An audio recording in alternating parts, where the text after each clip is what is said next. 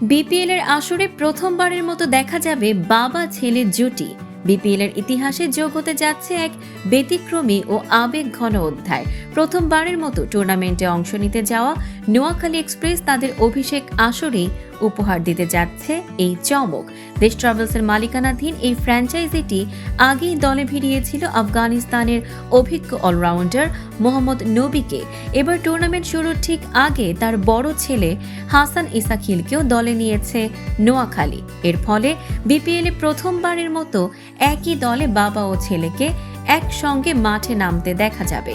মঙ্গলবার সন্ধ্যায় সামাজিক যোগাযোগ মাধ্যমে বাবা ছেলের একসঙ্গে ছবি পোস্ট করে তাদের আনুষ্ঠানিকভাবে স্বাগত জানায় নোয়াখালী এক্সপ্রেস। এই ঘোষণার পরই ক্রিকেট প্রেমীদের মধ্যে বাড়তি আগ্রহ তৈরি হয়েছে দলটিকে ঘিরে। অবশ্য মাঠে নবী ইসাখিল জুটি একেবারেই নতুন নয়। এর আগে আফগানিস্তানের ঘরোয়া ক্রিকেটে বাবা ছেলেকে একসঙ্গে খেলতে দেখা গেছে। ডানহাতি ব্যাটার হাসান ইসাখিল মূলত ওপেনিংয়ে খেলেন। জাতীয় দলে না খেললেও ১৯ বছর বয়সী এই তরুণ ব্যাটার আফগানিস্তানের অনূর্ধ্ব ১৯ দলের হয়ে মাঠে নেমেছেন। আগামী ২৬ ডিসেম্বর বিপিএল এর উদ্বোধনী দিনেই মাঠে নামবে নোয়াখালী এক্সপ্রেস।